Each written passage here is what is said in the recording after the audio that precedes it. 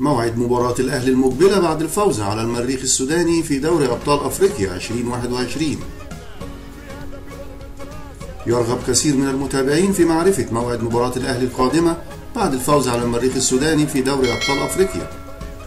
وحقق النادي الأهلي انتصارا عريضا على نظيره المريخ السوداني ب3 أهداف دون مقابل في الجولة الأولى من دور المجموعات لبطولة دوري أبطال أفريقيا.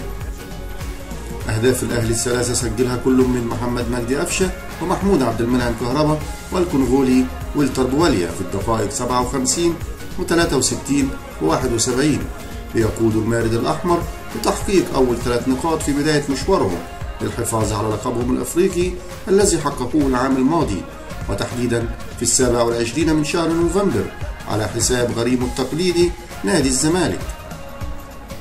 ومن المقرر أن يواجه النادي الأهلي في ثاني الجولات فريق سيمبا التنزاني الذي يشاركه صدارة ترتيب المجموعة بعد فوز ذلك الأخير فيتا كلوب الكونغولي في الكونغو بهدف نظيف، وذلك في الجولة الأولى، لكن المارد الأحمر يتفوق بفارق الأهداف.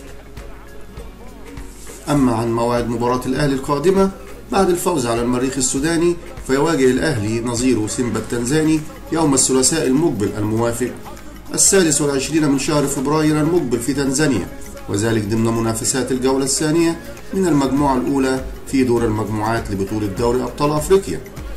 وتضم المجموعة الأولى فريق الأهلي والمريخ السوداني وفيتا كلوب الكونغولي وسيمبا التنزاني.